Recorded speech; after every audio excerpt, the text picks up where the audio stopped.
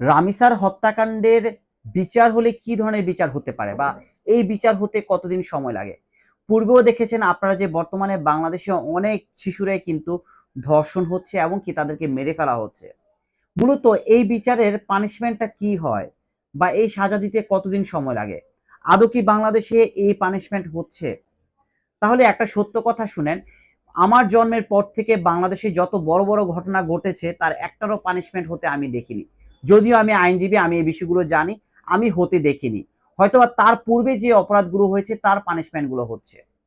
এখন রামিসার যে বিশেষ করে যে ঘটনাটা রিসেন্টলি ঘটলো, এটা অনলাইনে আসার কারণে, মিডিয়া আসার কারণে হয়তোবা জানাজানি হয়েছে। কিন্তু প্রতিনিয়তই বাংলাদেশে এই ধরনের অহরহ ঘটনা ঘটছে, এমন শত শত রামিসাই কিন্তু ধর্ষিত হচ্ছে এবং কি তাদেরকে মেরে ফেলা হচ্ছে, যেটা মিডিয়ায় না আসার কারণে কেউই জানছে না এবং কি নীরবে নিবৃত্তিতেই যাদের সন্তান হারিয়েছে তারা কিন্তু সহ্য করে যাচ্ছে। এবং হাজার হাজার মামলা তদন্তাধীন আছে, যে মামলাগুলো এখনো তদন্ত হচ্ছে, এবং শত শত মামলা বিচারাধীন আছে যেগুলো বিচার হচ্ছে, এবং অনেকগুলো মামলা পানিশমেন্ট হয়েছে কিন্তু এখনো সাজা প্রদান করা হয়নি। তাহলে রামিসার মামলার ভবিষ্যৎ কি?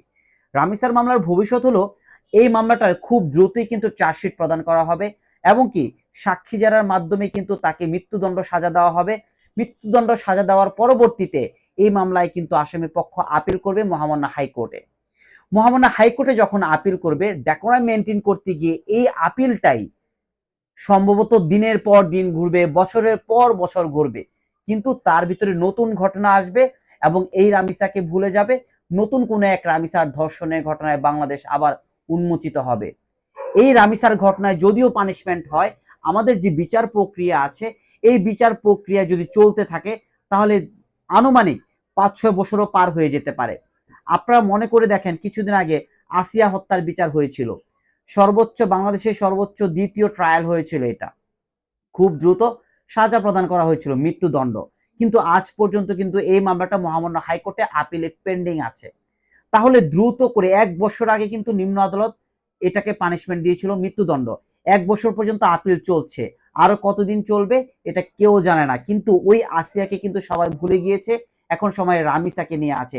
এই রামিসার পরেও কিন্তু নতুন কোনো এক রামিসা আসবে।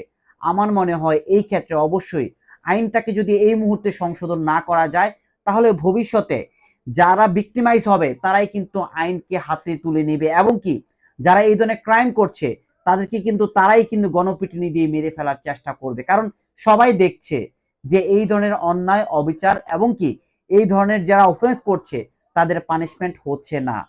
আপনারা যারা অডিয়েন্স আছেন, যারা আমার পরিচিত আছেন, আপনার নিজের বিবেককে জিজ্ঞাসা করুন, আপনার জন্মের পর বড় ঘটনা ঘটেছে, সেই পানিশমেন্ট আজও আপনারা দেখতে পেয়েছেন কিনা? আমি দেখতে পাইনি। আপনারা দেখেছেন কিনা জানলে জানাবেন।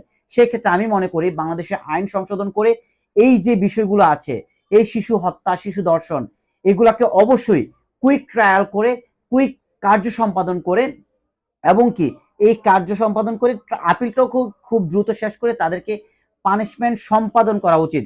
যদি প্রকাশ্যে পানিশমেন্ট সম্পাদন না করা যায় তাহলে এই অপরাধ কোনোভাবেই বাংলাদেশ থেকে রুখা যাবে না এবং কি এই বাংলাদেশে আরো শত শত রামিসে এভাবে ধর্ষিত হবে, শত শত রামিসে এভাবে অকারণেই ঝরে যাবে।